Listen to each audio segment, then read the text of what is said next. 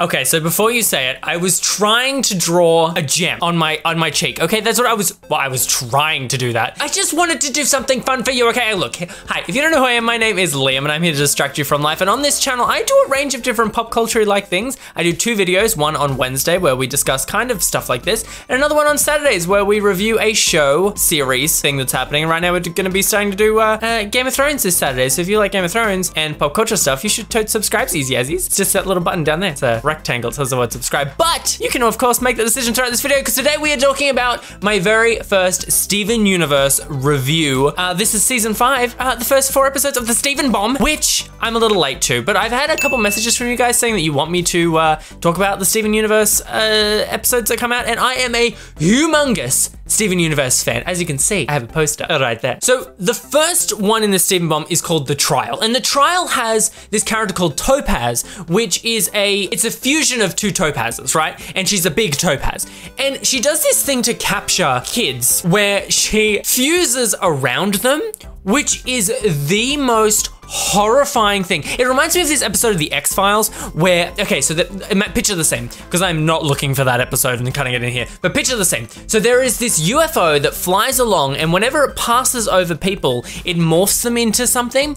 And in this episode, there were 2 people and they were making out in the middle of the desert, go figure. But they were making out in the middle of the desert, and this UFO flies over and it morphs them into one, and then their faces are mushed together. It's a whole thing. I was like 11 when I saw that, and I was traumatized for the longest time. Anyway, what I wanted to talk about this character Topaz is there's this thing with all of the gems in this show where they're all so vulnerable, and it all just seems like none of them want to be doing what the diamonds are telling them to do. Do you know what I mean? Like, all of them are so vulnerable in some level, and we see that in the Topaz character where she overhears Steven and Lars talking to each other and seeing how much emotion they have between each other, which I love so much. Anyway, and she breaks down to the point where she is going to help them escape. But every now and again, we'll come across a character who is a lot like Aquamarine? Okay, I could be wrong with that, let me know. We come across a character like that who they seem to be so evil, but later on when we start learning about the characters, they turn into not that at all. A really good example of that is Peridot. Okay, so Peridot, when we first met Peridot, she had a very similar attitude as Aquamarine. She has a very similar attitude to that where it almost seems like she's only evil because she doesn't care about the overall order of what the diamonds are trying to do. She doesn't care about the control or anything like that. But the main reasons why they're evil is because they just want to continue to be impressive. Do you know what I mean? The reason why I say this is because when Topaz has been caught and everything like that, and she's like, okay, you did this bad thing, we're never gonna talk about this again, just pick him up and take him out. It's like, if you were truly evil, you would just crush her right now, pop out her crystal and stab it and break it. Like, that's a true evil gem, you know what I mean? But there's hardly any that are like that, except for, even Jasper wasn't like that, because when she fused, she got all, yeah. Anyway, that's a whole other thing. The makeup just got in my eye. Oh my god, everything's just about to run. Everything's ending. So this is what I get for finally learning how to put mascara on my waterline. Oh, the second one was called The Trial. The last one was called Stuck Together. Ignore everything. So this one was called The Trial. So, okay, so with this episode, do you think that Yellow Diamond crushed Pink Diamond? First of all, that's the first question. I'm pretty sure that she did.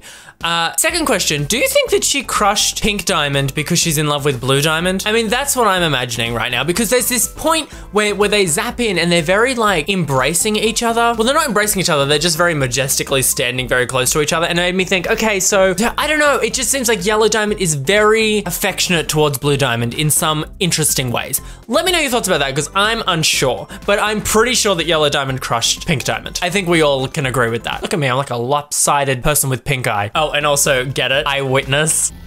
She only has one eye. Get it?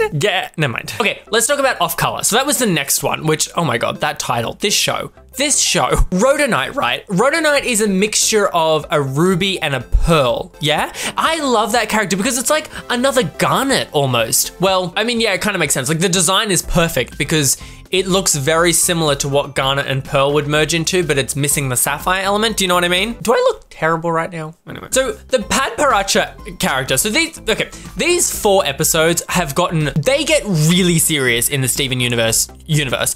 And it's just like, we really needed some sprinkle of comic relief because we weren't getting that from Lars because he's off having a depressive meltdown. Steven's dealing with like a lot of issues right now. And then there's like nothing to laugh at because all the other gems are stuck on Earth. So I guess they had to throw in some kind of comic relief, and she did it for me. Well, she kind of, you know, what was her name again? Pad Paracha does it for me for a little while, and then I just feel like the joke completely dies out. So the joke, if you've forgotten, is that she doesn't predict anything in the future. She predicts things that have just happened, and it's just like a running joke throughout this episode and the next episode, and probably for the rest of this season. Fluorite. So Fluorite is the big creepy, well, not big creepy, she's actually lovely, but the big like caterpillar gem. So she's got six people fused together, and she's looking for a seventh. You know what I mean?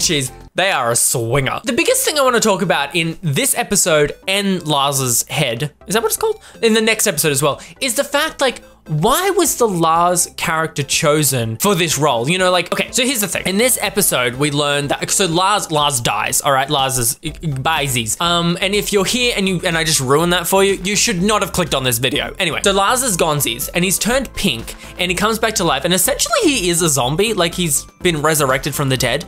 But what Lars has become for Steven is what Lion was to Rose. You know what I mean?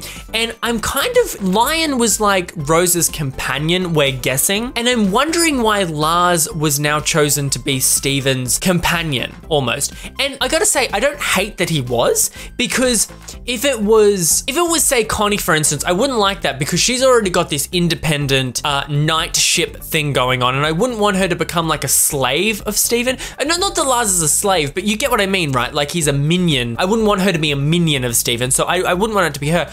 And I don't know who else in the universe I would want it to be, but I was really interested to see that it was Lars, because like Lars didn't have this, he's had a consistent story arc of being a bit of a jerk, a bit of a wuss, but he's been very much like a kind of a secondary character until this point. And then in these like 3-4 episodes, he's just gone, his character development went whoom, like whoom.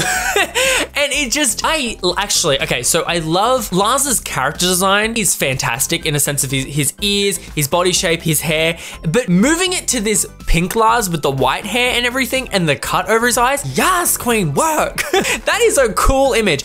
I cannot wait to see what Lars looks like in a couple episodes time, because you know he's gonna have some kind of outfit. And I think I've seen some drawings of him with a sword, but I'm pretty sure that that's fan made. But anyway, I just want to say that I love the Lars character now, but I was very intrigued by the fact that he was chosen to be the one that they put in that position. And again, I have no idea who else I was gonna choose. It was just a very interesting choice. Yeah, I have no idea who else. Maybe his dad? Maybe his dad would have made a bit more sense. More hair. So originally with that, I thought that Lars turned into a gem, but he's not a gem, is he? He's something completely else, because Lion doesn't have a gem anywhere on him. So he's just a person that's been brought back to life. Or an organism that's been brought back to life, right? He's not a gem. Is he a gem? So in Lars Head, Steven finds out that he can teleport through Lars's new hair and then go back to Earth that way. But, so I know it's a story point that Lars isn't supposed to be able to go back to Earth because he's like, it's a character thing, right? So we don't want him going back to Earth because he's grown into this whole new human being, like not physically, but emotionally as well. He's like this whole other thing. Anyway, what I was thinking was,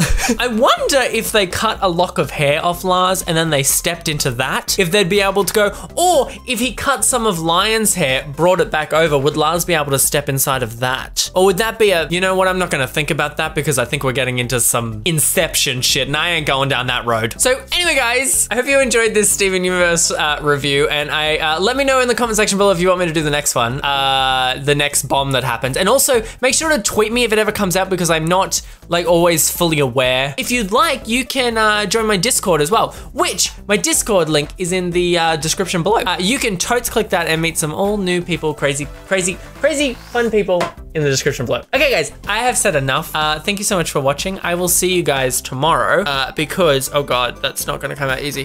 Because I'm having a road to 3,000 video come out. So enjoy that. It's a whole thing. Okay guys, bye.